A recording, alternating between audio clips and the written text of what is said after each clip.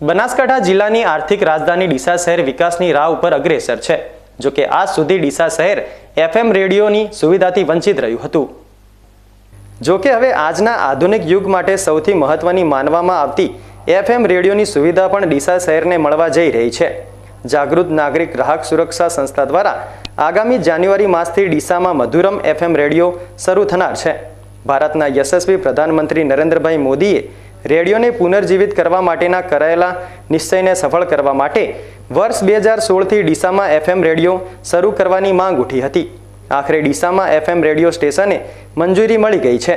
આગામી જાન્યુઆરી 2024ના ત્રીજા સપ્તાહથી 90.0ની FM ફ્રીક્વન્સી પર ડીસાના 25 કિલોમીટરની ત્રિજ્યામાં આવેલા વિસ્તારમાં લોકો આ FM રેડિયોની સુવિધાનો લાભ લઈ શકશે.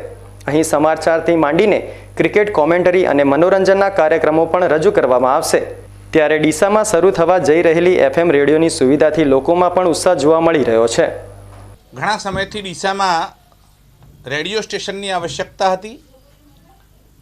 ભારત સરકારે પોતાની નીતિ પ્રમાણે વધારેમાં વધારે રેડિયો સ્ટેશન શરૂ થાય એવી નીતિ દાખલ કરી અને એના પરિણામે અત્યારે ભારતમાં 1500 જેટલા રેડિયો સ્ટેશનો અસ્તિત્વમાં છે, પ્રસારણ કરી રહ્યા છે.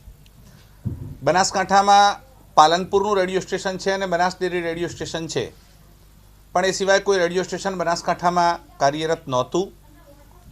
ડીસાવાસીઓની ઘણા સમયથી માંગ હતી. ડીસા વેપારી હબ છે, બનાસકાંઠાની આર્થિક રાજધાની કહેવાય એવું છે, ત્યારે ડીસામાં પણ રેડિયો સ્ટેશન એ આવશ્યક હતું.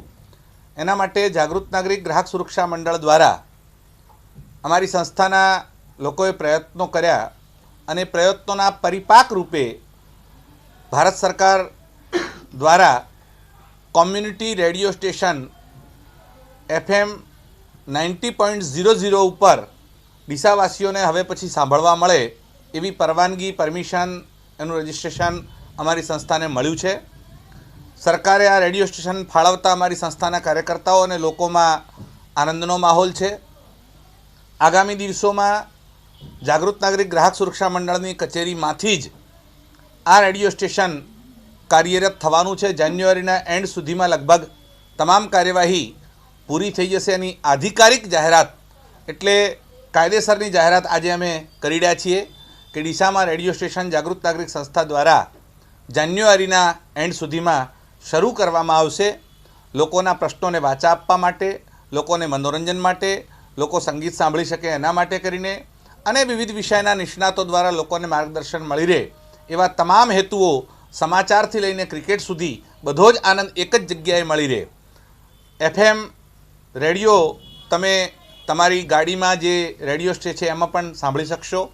એના દ્વારા એપ્લિકેશન ડાઉનલોડ કરીને પણ સાંભળી શકાશે અને આ જ નામથી યુટ્યુબ ચેનલ પણ ચાલુ થશે અને યુટ્યુબ ઉપર પણ આ FM રેડિયો, એનું નામ રેડિયો મધુરમ એવા નામથી અમે રજિસ્ટર્ડ કર્યું છે.